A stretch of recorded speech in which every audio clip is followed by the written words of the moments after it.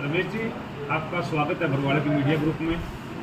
आपने बरवाड़ा के महाविद्यालय से स्वैच्छिक से सेवानिवृत्ति लेकर आज राजनीति में प्रवेश किया है। आपको बरवाड़ा मीडिया की तरफ से हार्दिक शुभकामनाएं। बहुत बहुत धन्यवाद। आपके सभी दर्शकों को मैं नमन करता हूँ। ऐतिहासिक भूमि हिसार की उसको नमन करता हूँ और सभी पत्रकार साथियों को, चाहे प्रिंट मीडिया से हैं, इलेक्ट्रॉनिक मीडिया से हैं, सोशल मीडिया से हैं, सभी को मैं प्रणाम करता हूँ। डॉक्टर रमेश आर्य। मैंने वॉलंटरी रिटायरमेंट ली है। अभी मेरी सर्विस रहती थी लेकिन वॉलंटरी रिटायरमेंट ली है। उसका कारण है क्योंकि अभी इलेक्शन डिक्लेयर हुए हैं और ये 35 दिन पहले हुए हैं, तो इसलिए रिटायरमेंट लेने में जो है थोड़ी देरी थी, लेकिन वो और भी जल्दी करके रिटायरमेंट ली गई है ताकि हम जो है यहाँ पर इलेक्शन के अंदर देश की जनता के लिए सेवा कर सकें। आर्य जी, अगर आपकी मैं एजुकेशन की बात करूँ, आपकी किताबों की पब्लिशिंग की बात करूँ, आपकी काफ़ी किताबें हो पब्लिश भी हुई हैं, समाज सेवा में भी आपका काफ़ी नाम है। समय से पहले जो आपने रिटायरमेंट ली है या आपको दिलाई गई है, ये थोड़ा सा क्लियर कर दे, थोड़ा कन्फ्यूज़न है इसमें। ये एक्चुअली रिटायरमेंट मैंने वास्तव में तो खुद ही ली है और हमारे जो वरिष्ठ नेता हैं उन्होंने भी इशारा किया है कि आप रिटायरमेंट लीजिए, क्योंकि हमारे पास इतने सशक्त कैंडिडेट जो है नहीं है। तो फिर भी जो पार्टी का निर्देश होगा हम उसको मान के काम करेंगे। एकदम जो रिटायरमेंट ली गई और एकदम इतनी बड़ी प्रेस कॉन्फ्रेंस करके ये सीधा सीधा समझ में आ रहा है कि जो शीर्ष नेतृत्व है उसका बहुत बड़ा हाथ आपके सर पर। जी, जो शीर्ष नेतृत्व होता है उसका आशीर्वाद के बिना आदमी कोई आगे नहीं बढ़ सकता, ये आप लोग सभी जानते हैं। आप लोग ज़्यादा समझदार हैं, आप मेरे परिवार के सभी सदस्य हैं और हमेशा हम मिलते रहे हैं और आगे मिलते रहेंगे। हम एक सकारात्मक भूमि के साथ काम करेंगे क्योंकि परमात्मा ने बहुत दिया है, तो अब जो है समाज को देने की बारी आ गई। Return back to the society, इसी आधार पर मैं काम करता हूँ। और जो परिवारवाद आज राजनीति में चल रहा है, मैं उसका ठीक जो है कट्टर विरोधी हूँ, क्योंकि परिवारवाद की जगह मैं राष्ट्रवाद को प्राथमिकता देता हूँ और राष्ट्रवाद के लिए काम करता हूँ। नेताओं की अगर बात करें तो नेता तो सुभाष चंद्र बोस जी थे, उसके बाद आजकल तो सिर्फ मंत्री पैदा हो रहे हैं। आपका इस बारे में क्या विचार है? एक्चुअली बिल्कुल सही बात आपने बोली है। लोगों के दिलों से, मनों से जुड़ के हम काम करेंगे, चाहे हम मंत्री बने, चाहे एमएलए बने, चाहे ना बने, उसका कोई वहाँ पर तात्पर्य नहीं है। हम जो है व्यक्ति विशेष के विचार के परिवर्तन की बात करते हैं और जो है समाज में विचार की परिवर्तन की बात करते हैं ताकि देश में परिवर्तन आए। क्योंकि जब प्रत्येक व्यक्ति देश के लिए काम करेगा, समर्पण भाव से काम करेगा, वो कर्तव्य निष्ठा के साथ सेवा भाव से काम करेगा, तो देश आगे बढ़ेगा, उसको कोई रोक नहीं सकता। आर्य जी, आपने इस भाजपा पार्टी को क्यों चुना? क्योंकि इससे पहले तक शिक्षा में थे, आप किसी राजनीतिक पार्टी से जुड़े नहीं थे, किसी भी राजनीतिक पार्टी में जा सकते थे, अचानक से भाजपा में ही जुड़ने का ख्याल कैसे आया? भाजपा में जुड़ने का ख्याल इसलिए आया क्योंकि इसकी नीतियों को मैं कई बार देखता हूँ, पढ़ता हूँ। अंतिम व्यक्ति के लिए काम करती है। जो अंतिम पंक्ति में खड़ा व्यक्ति है, चाहे वो एससी है, चाहे वो बीसी है, चाहे जनरल कास्ट से है, चाहे रिक्शा कूलर है, चाहे जो है गरीब है, कमज़ोर है, उसके लिए ये काम करती है।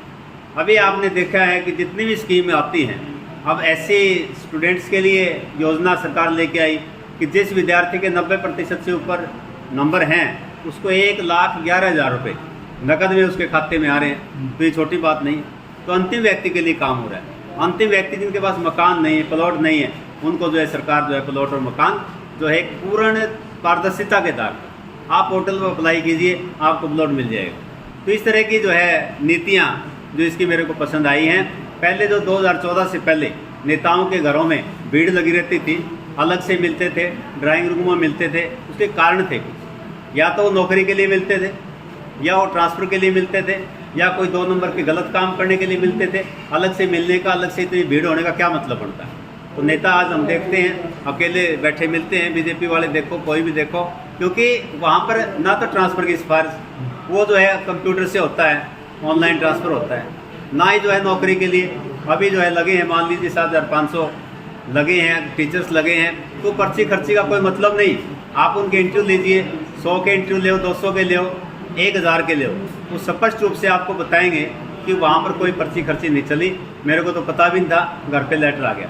तो मैं, कई बच्चे आए हैं मेरे पास, जो है मिलने के लिए आए हैं, आशीर्वाद लेने के लिए आए हैं, तो मैंने मजाक किया उनसे, माँ भाई कुछ ना कुछ सिफारिश तो होगी। बोला सर कोई सिफारिश नहीं थी, वहाँ फिर कुछ खर्चा पानी किया हुआ? बोले जी कोई खर्चा पानी नहीं किया। फिर मैं कैसे? लेटर आ गया घर, तो लेटर आ गया, घर वाले ने बताया कि लेटर आ गया है, तो जो है मैंने ज्वाइन किया फटाफट, और खुशी का कोई अंदाज़ा नहीं कितनी खुशी होगी। तो मेरिट को जो है ना यहाँ प्राथमिकता मिली। 2014 के बाद आप देखते हैं हर विद्यार्थी, हर नौजवान लाइब्रेरी में जाता पढ़ने के लिए, वो तैयारी कर रहा है। उससे पहले क्या था, नेताओं के चक्कर काट रहा था, वो नशे पत्ते में संलग्न था। आज जो है एक परिवर्तन मैं देख पा रहा हूँ, इसी परिवर्तन को हम आगे बढ़ाने का काम करेंगे। जैसा भी आपने बताया कि भारतीय जनता पार्टी राष्ट्रीय हित में काम करती है, मगर राजनीति तो एक दलदल है और आपने इस दलदल में उतर के कोई सेफ्टी कवच तो होगा जो इस आप सेफ्टी कवच लेके इस दलदल में उतरने की कोशिश कर रहे हैं। सेफ्टी कोच का होना जरूरी होता है, बिल्कुल बात आपने सही कही है। और राजनीति की दलदल को राजनीतिक दलदल में जाकर ही ठीक किया जा सकता है। दूर रहकर तमाशा देखने से बात नहीं बनेगी। अगर जंगल में आग लगी हो तो कौवा देखता है कि आग लगी है, एंजॉय कर रहा है, हंस रहा है, लेकिन दूसरी तरफ चिड़िया है जो चोंच में पानी भरकर उस जंगल की आग को बुझाने का प्रयास कर रही है। हम उस चिड़िया की भांति जो है काम करेंगे। जितना प्रयास करेंगे देश को बचाने के लिए, देश को सुधारने के लिए, उभारने के लिए, निखारने के लिए काम करेंगे हम, ताकि देश आगे बढ़े। अरे जी, एक सवाल आपसे करेंगे कि जब भी चुनाव होते हैं तो आम जनता जो है ना कंफ्यूज हो जाती है, या तो भावना में बह जाती है, रिलेशनशिप में बह जाती है, या फिर पार्टी के लालच में तो फला पार्टी का है, तो पार्टी को देखना चाहिए या फिर प्रत्याशी की काबिलियता को देखना चाहिए, क्या कहना चाहोगे? इसमें बिल्कुल सही और सटीक क्वेश्चन आपने किया है। इस समय पर यही क्वेश्चन होना चाहिए। इसमें क्या है कि पार्टी के साथ साथ प्रत्याशी को देखना चाहिए कि प्रत्याशी कई बार बहुत काबिल प्रत्याशी हो सकता है, ये मैं मानता हूँ, लेकिन कहीं ना कहीं जो पार्टी है उसकी प्राथमिकता उससे भी अधिक यूँ हो जाती है, क्योंकि देश हित में जो निर्णय लेने हैं तो पार्टी निर्णय लेने हैं, उसको लागू करना है। अगर उसकी पार्टी वो निर्णय नहीं ले सकती मान लो, और वो अच्छा आदमी भी है, तो कुछ नहीं कर पाएगा, उन्हें आखिर में पार्टी छोड़नी पड़ेगी। तो इसलिए जो है ना हमने देश हित में वोट करना चाहिए और बड़ा सोच समझ कर वोट करना चाहिए। आप 2014 से पहले देखो बैकवर्ड की क्या स्थिति थी, बैकवर्ड की स्थिति क्या थी, किसानों की स्थिति क्या थी और आज क्या है, उसमें फ़र्क है। अब पहले किसी भी गांव में आप जाओगे कि बैकवर्ड के कितने लोग लगे हैं, गरीब किसानों के कितने लोग लगे हैं, गरीब परिवारों के कितने लोग लगे।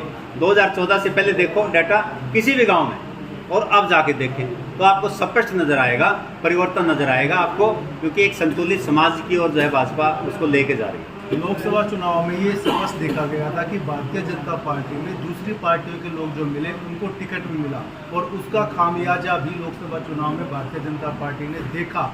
क्या आने वाले चुनाव में अगर ऐसा होता है तो पार्टी का क्या रिजल्ट है? इसमें एक्चुअली हर बार ही ऐसा होता है, मिली जुली प्रतिक्रिया रहती है, क्योंकि भविष्य अनिश्चित है और यही जीवन की एक सच्चाई है और यही उसका आनंद है। अगर भविष्य के बारे में पता हो तो फिर तो जो ना ये आज प्रेस कॉन्फ्रेंस करने का भी कोई औचित्य नहीं है जो है। तो भविष्य अनिश्चित है और उसके साथ जो जीवन में संघर्ष करना, जीवन संघर्ष का नाम है, आप लोग देखते हैं, जीवन सीखने का नाम है। आज आप लोगों से, आप परिवार के सदस्य, बहुत कुछ सीखने को मिला है मेरे को। तो देखिए कि लोकसभा में उस बार से जो ना आए कैंडिडेट उनको टिकट दिया, और जो है क्योंकि आप लोग देखते हैं कि उनकी जो विचारधारा थी, उनके अंदर उस तरह का जज्बा वो नहीं था, और कारण यही रहा, चाहे वो कम मार्जिन से हार गए, और जीत न्यों की तो निश्चित थी, लेकिन फिर भी कारण उसका यही रहा।